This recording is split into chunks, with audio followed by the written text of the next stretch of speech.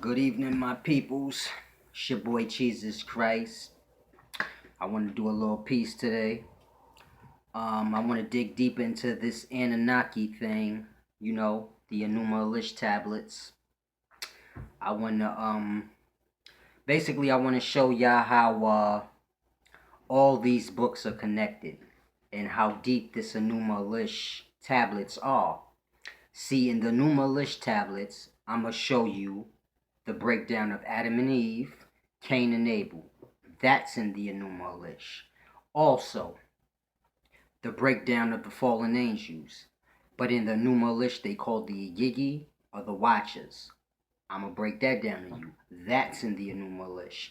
The Tower of Babel, I'm going to break that down. That's in the Enuma Elish. Noah's story, I'm going to break that down. That is in the Enuma Elish. Also in the Enuma Elish, you got Esau and Satu, which is Osar and Seti. I'ma break that down too. See, this shit deep. We gotta stop being narrow-minded and one-book-minded and think one book gonna give us the whole history of this shit. It ain't. You got to know them all. You got to read them all. I suggest you start with this one so when you read Chem and then read the Bible, you'll fully get a better perspective of what you're reading. But first, we're going to get into the breakdown of Adam and Eve, Cain and Abel. So you got the Lord Enki. He's one of the Annunaki. He's the one that made man. So he made Adamo and Tiamat. This was the ones he genetically made out of the hominids that was here.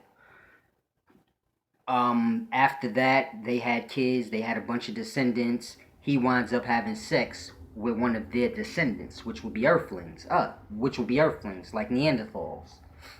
He have sex with them. From them comes us, humans, Adapa and Titty. These are the humans as we see them today, like us.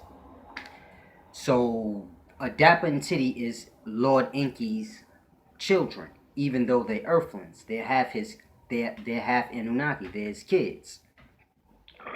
Now, Adapa and Titty, they made it. These is Lord Enki kids, the earthlings. When they made it, their first sons were Cain and Abel. Cain and Abel. Shit spelt almost the same too. So that's the crazy part. That's their first two sons. Now, Cain and Abel, the way they break it down in the Enuma Elish, it wasn't a thing of an offering to God where God accepted Abel's gift over Cain. The Anunnaki had sent some DNA of sheep and shit like that over. So what they did was taught Abel how to bring forth the sheep and herd them and all of that and get the wool and so they could have meat and clothing and shit. And they had little seeds for like fruits and things like that and grain. They gave that to Cain and they taught him how to sow the ground and all of that and sow and reap. So when they both came to the Anunnaki to show them like, okay, the things y'all showed us, this is what came of it. They all got hyped for the sheep because they like, oh shit, we finally get to get clothes, we get to eat meat. So they was just excited about that, And as that transpired, they pretty much was hyped up more for Abel and the sheep. But it had nothing to do with Abel and Cain. They just were hyped because now we get to have clothes and meat. But Cain took offense to it, and Abel was rubbing it in his face. They kept beefing. Cain winds up killing him. So this is the story of Cain and Abel and how that shit pretty much is in Enuma Elish. It go into detail. Read it. Now, we got another one. We're going to do the breakdown of the Igigi, which will be the fallen angels. Now, Enki had a son that was born in Nibiru that came to Earth. His name was Marduk. Marduk is an interesting character in the Enuma Elish, but we're going to get into him. Marduk winds up falling in love with one of the descendants of Adapa and Titty's descendants. So Marduk falls in love with an earthling girl. Her name is Sarpanit. Marduk decides he's gonna wife her up. So once Marduk Marduk is the leader of the fallen angels, which will be the Igigi, the Watchers. They station on Mars. Their job is to observe what's going on in Earth and make sure the goal is getting back to Nibiru. So that's their job. Marduk is the leader of the Igigi. Mars is no place for them to be no more. That shit is finished. Some little storm came through, wiped Mars out. So they had to basically vacate Mars. So now Marduk falls in love with the little earthling chick Sarpanit, which is descendants of Adapa and Titi, and he decides to marry her. So now the Igigi, they see him and they like, yo, we want to do the same. Blah, blah, blah. So now Marduk, he marries Sarpanit, but once he marries Sarpanit, the Annunaki pissed. They like, you can't be marrying earthlings having, like, you can't do that. So they exiled him. So they exiled him to Egypt. The reason I know this is because Marduk and Sarpanit, their first two sons' names was Asar and Setu, which is Osar and Seti. So you got to understand how this story flows. This shit is deep. So now Marduk and his wife is over in Egypt. The rest of the Anunnaki, they in Iraq, Mesopotamia. The Igigi is in Mesopotamia. But when Marduk decided he wanted to marry Shorty, we gonna back it up a little bit. When Marduk decided he wanted to marry Shorty, the Earthling, Shemgaz, which would be Shemyaza, one of the fallen angels we know, but in Enuma Elish, his name is Shemgaz. He becomes the leader of the Igigi because Marduk is with his fiance and they planning their wedding and shit. So now he steps up and becomes the leader of the Igigi, and he comes up with a plan that soon as Marduk's wedding is over, they gonna pick them wives out of the earthlings and they gonna snatch them up and have kids with them too. Why should they be the only ones not getting no ass?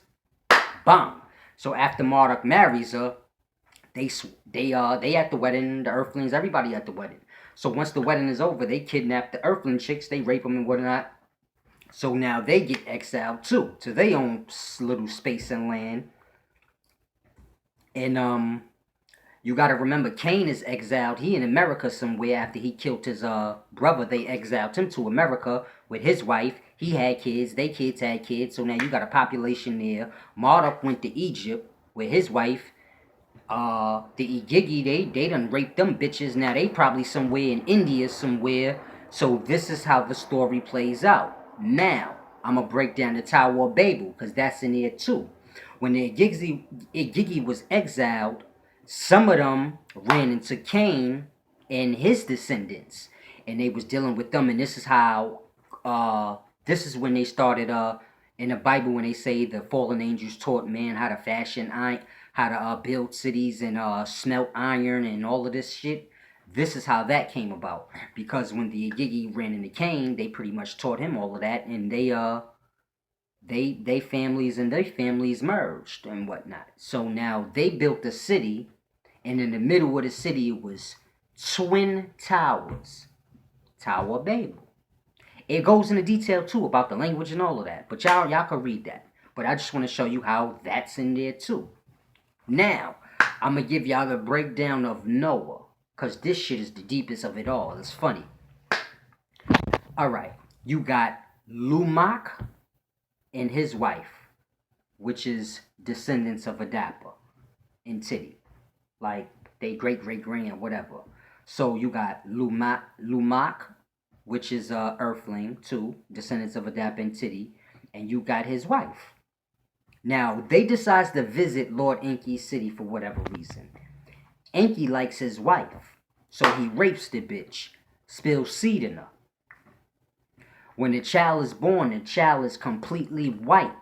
So Lumak goes asks his father, Methuselah. You see the names is weird. In the Bible, you got Lamech, and his father is Methuselah.